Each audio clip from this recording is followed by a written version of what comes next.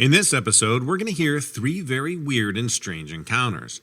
But before we get to the stories, I want to mention there are 2 new channels of mine that you should definitely check out. The first is Donovan Dread 2, where I release the same great content, just a little shorter in length. Then there's Dread Captures, where we analyze various encounters that were captured on video, that were sent in to us, or that are available online.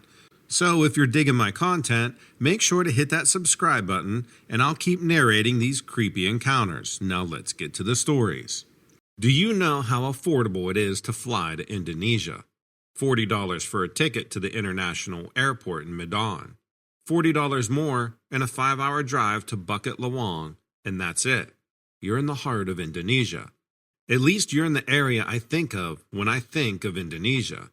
In every direction, a sea of green. I always wanted to experience the rainforest firsthand. $100 earned me a 2-day trek through the jungle with 2 experienced guides and all the sightings of wildlife that I could imagine. I hope when we first began our journey that I would see at least one Sumatran orangutan. They were the reason I came, honestly. Orangutans had always been my favorite animal, and I wanted to see one in person, in its natural habitat, before their critically endangered status became any bleaker. I donated where I could to help the conservation efforts, of course, but it's hard to feel like you're making a difference when you're only one person. Looking back, I wonder if I took the trip to Indonesia because I needed to rekindle my fighting spirit, or because I had already given up on saving the species. It doesn't matter. In the end, neither the orangutans nor myself became the biggest part of my story. Although, I guess it did start with one orangutan in particular. We were only an hour into the first day's trek when the lead guide raised his flat palm toward me. I stopped immediately, and the second guide, who had been following in the rear, ran ahead to join him. They pointed to the trunk of a large tree, where the vines had wrapped a coil around it and formed a second shell. Whatever they were discussing, I couldn't see it. It was just a tree as far as I was concerned. Then they waved me forward. I approached slowly, exactly as they instructed, and soon my eyes landed on the object of their fascination. Around the rear side of the tree trunk, the layer of vines swelled out to create a hollow dome. Inside that dome, through the bar-like vines, I saw something large and hairy. The Sumatran orangutan. I think I yelped. I was so excited. The guides both glared at me until I quieted down. I hadn't realized it yet, but the orangutan at the base of the tree was frightened. It was hiding. Every few moments it would peek its head out from behind the vines and glance upward. We followed its vision to the canopy, but couldn't see anything out of the ordinary. No other primates, no predators. The orangutan was trembling. It didn't even notice that we were standing there. The guides ensured that we gave the animal plenty of space and we continued on our journey. I asked if that kind of encounter was odd. It felt odd. They didn't answer. We stayed silent for a long while after that, only chatting when the guide stopped to point out our first sighting of a particular plant or animal. It was all fascinating, all beautiful, but I couldn't shake the memory of the wide-eyed orangutan from my head. When the sun began to set, we heard the beast that had scared that poor orangutan. Far above us, something in the canopy howled. Now, I'm no expert, but in the time since this encounter, I've tried to identify that howl. The best way I can describe it is somewhere between a cry of a wolf and a chimpanzee. It was loud, high-pitched, and long-winded. When the call finally faded, we all stood frozen in place. The guides didn't need to explain that they'd never heard anything like that. I could see it in their slack-jawed expressions. We watched the tops of the trees, searching for the shadows for the source of that strange howl. We didn't want to move and risk provoking the animal that we couldn't see. Then, something in those shadows moved. The entire canopy seemed to sway as the thing in the darkness shifted above us. Whatever it was large enough to bend those trees without a grunt of effort. I remember asking if we should run. Instead of answering, one of the guides broke into a sprint. I followed him, leaving the other one frozen in place. I like to think the guide we left behind got out of that jungle just fine. After all, the beast chased the 2 of us. Branches cracked and dropped from the sky. turning the dense tree limbs into a rain of foliage that fell at our heels as we ran. The creature was massive and powerful enough that it didn't need to be graceful. I tried to catch a glimpse of the animal when I could, looking over my shoulder every dozen paces as I tried to keep up with the guide ahead of me. I saw these leathery red wings, the length of a car. I saw this long snout and pointed teeth, dark eyes the size of my clenched fists, and feet with these hook-shaped claws. I know that the two of us felt like the shadow of death was upon us. The creature felt inescapable, and the jungle felt like it would stretch on forever. But just as quickly as it came, the beast was gone. The only explanation, as far as I'm concerned, was that we had wandered into its territory. Maybe it had recently moved into a part of the forest and didn't want any intruders, human or orangutan. The guide refunded me and didn't say a word. I had questions that I didn't know how to ask. Instead of asking them, I just went home. The heart of Indonesia, I learned, was a dangerous place to be. I know answers aren't coming, not without going back. It's a cheap flight, remember? Tell me you want to see what I saw, and I'll take you to the place where I found death in the jungle.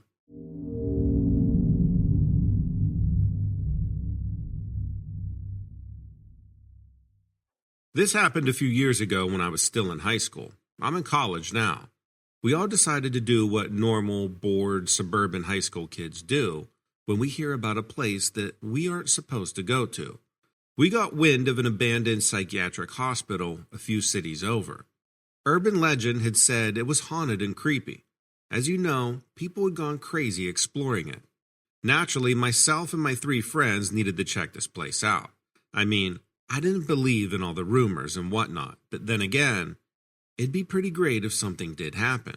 So we got our flashlights and a couple of cameras.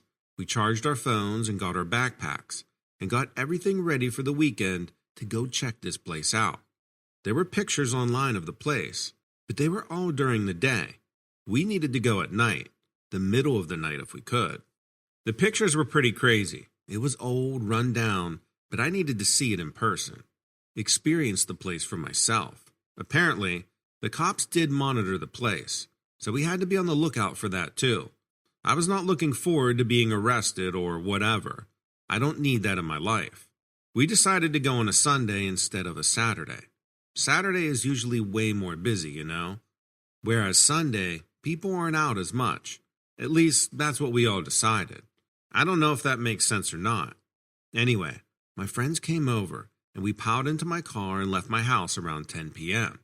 It took about 45 minutes to get to the city of Northville. Another couple of minutes to get to the hospital. I'm not going to lie, it was pretty creepy, especially at night. And I'm not the type to get creeped out by anything. It was big and janky looking. Broken windows, boarded windows, overgrown grass. It was like out of a movie. I just kind of laughed when I saw it. We kept our flashlights off going up to the building. We hadn't seen any cops, but we weren't used to the area. We weren't really sure where they hung out. I mean, they have to drive by every so often, right? We found some broken windows to get into the place. It wasn't hard. I used the light on my phone, and my 2 friends used flashlights. They tried to point them towards the ground so that the light wasn't too bright. My other friend held his cameras to take pictures and video of our exploration. Everything was dingy and dirty, and the paint was peeling off the walls. A lot of the tiled floors were cracked and broken. Things would crunch under your feet when you walked in certain areas. There was furniture and all kinds of stuff left behind. We found a room with stacks of old paint cans, piled up almost to the ceiling. There were old cafeteria tables folded up, tables covered with old papers and plastic containers, a room filled with like a dozen fridges. It was really weird. Like, why would you just leave all this stuff for years? There's like graffiti everywhere on the walls, like all over the place. We took a bunch of pictures of it. There was one room that had, "You're not getting out alive," painted in red on the walls. That kind of freaked us out, and we just kind of laughed it off. There was one area, though, that had, "I love you" on a brick wall, and that's when stuff started to get kind of weird. We're standing there taking a picture of the wall, when we swear we hear footsteps down the hall. We just stop and look at each other, and my friend Steph gets all wide-eyed. I'm trying not to laugh, and my other friends are shushing me. So I go and I look down the hallway, and I can't see anything. I mean, it's a super old building. It could be anything. And with the graffiti on the walls, people obviously come here from time to time. So we keep going. We find a couple of rooms with broken glass all over the floor, and some abandoned wheelchairs and old bed frames. We come across one room with a metal table in the middle of the room, with cabinets lining the walls. There's like holes in the table and a rubber hose attached to it. I don't know what the hell this was used for, but we take some pictures of it, and we hear the footsteps again. We look at each other, and I swear I heard some whistling. I go and stick my head out the door and look around. I don't see anything, and now I don't hear anything. My friends started to get kind of panicky at this point, so we walk out into the hall, and then we hear something creaking, like a door or a window. That made my buddy Rob jump, and I almost bust out laughing. He stops, though, and stares into his camera, and points at the screen on it. We all crowd around him and see this shadow like moving down the hall. I shine the flashlight down the hall, and there's nothing. I look back at the screen, and it seems like the shadow is still moving down the wall of the hallway. Well, that was it. That sent my friends into full freak-out mode, and they take off down the hallway. I go running after them, and we hear like loud crashing behind us, like things are either being flung around or smashed into each other. I don't really know. We find a room with smashed out windows, and we head outside. We were all freaked out and turned around, so it took a second to figure out which way the car was. But we ran the entire way. That shadow was shaped like a man with a long coat, I think. Some of my other friends thought it was a lady with a dress on. I really don't know, but it was definitely a crazy night. And none of my friends ever want to do anything like it ever again.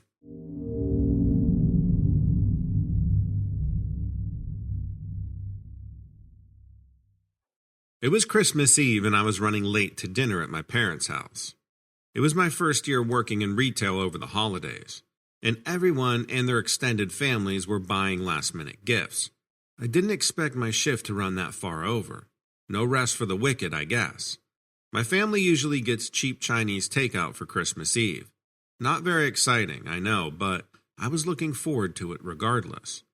I had planned to have at least an hour to go home, take a shower and make myself look presentable, but I would have to leave right from work if I wanted to make it to the party at all. It started snowing the last hour of my shift.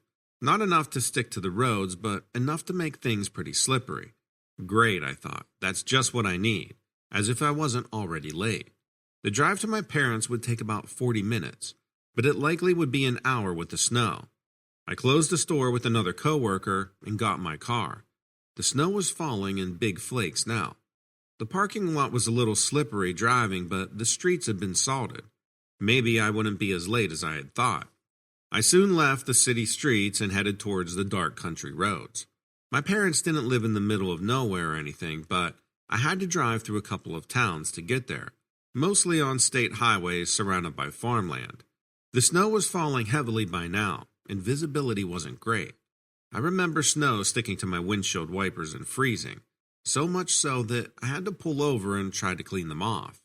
I wasn't quite sure where I was. The visibility was pretty bad. It looked like I was near the game farm, but I couldn't tell for certain. The game farm is a big waterfowl area, super swampy and marshy. In the winter, it looks just like a normal field except for the barren, swamp trees scattered throughout. I squinted through the snow to see if I could make out if those were swamp trees or not. If they were, then I was only about 10 miles away from my parents' house. As I was looking out at those trees, I thought I saw lights glowing from the other side of the road. They were small, sort of a reddish yellow. Just the two lights. I held my hand up to block the snow and to see if I could get a better look. By this point, I had recognized the game farm, but I couldn't see what these lights were. There was no way a person could be walking around out there. This was our first big snowfall of the season, and it hadn't been cold enough for the ground to freeze. Anybody out there would have fallen right into the swamp. The lights looked like they were moving closer to the road, but with the snow, I can't really say for sure. But that's what they looked like. I stood outside my car and watched them, trying to figure out what they could be. They went out once and then came back a second later, then twice, then 3 times. And then I realized they were eyes. The lights going out, whatever it was blinking. I jumped back in my car and locked the door. I watched it for a moment. I knew I should drive away, but I desperately wanted to see what it was. The eyes stopped moving towards me, but they stayed fixated on my car. I drove away, and whatever it was didn't try to follow me. I had all but forgotten how late I was to Christmas Eve dinner. The only thing I saw was its eyes. I didn't even see a shape of an outline or its body. I can say that it looked to be around my height, about 5.5 feet tall. The snow was still falling steadily, and while I was driving slowly, I was confident that I left the creature with the glowing eyes far behind me. But I didn't even make it a half mile before something ran into the front of my car. I didn't hit the brakes because I didn't want to slide off the road. It looked big, maybe a deer. I didn't hit it, but I saw something move in the ditch on the other side of the road. I pulled over, but I didn't want to get out of the car after the incident at the game farm. So I just watched in my side mirror to see if anything in the ditch moved. It was hard to see through the snow, but it looked like this creature was getting up. It stood up on 2 legs, and for a split second, I thought I had just almost hit a person on the road. But then I saw its eyes. Those same reddish-yellowish eyes from the swamp. There must be 2 of them because there's no way that one could have gotten here so fast. I was driving slow, but I was still going at least 45 miles per hour. But as soon as it stood up and shook off the snow, I realized how it could have gotten here so fast, and how it ran right in front of my car without getting hit. It had wings, like bird wings. I don't know, it was hard to see in the snow, but it for sure had wings. It was too dark to see its face, but I saw its eyes and its wings.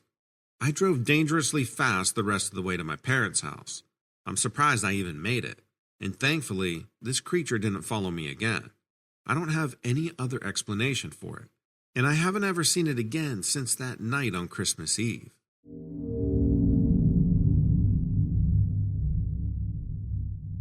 Thanks for watching, and let me know what you think of these stories in the comments below. Don't forget that you can listen to my episodes on any of your favorite podcasting platforms. I try to upload every single day on this channel and on Donovan Dread 2, where I release shorter content. Same great encounters, just a little bit shorter. Also, if you want to see crazy encounters captured on trail cams, then check out Dread Captures. It's part of the Dread Network, where we go over live footage of very strange encounters that are sent into the Facebook group or videos that are circulating on the web. Last but certainly not least, check out Lilith Dread. She releases the same great content daily on her channel. You'll find all of these links below. Thanks and take care.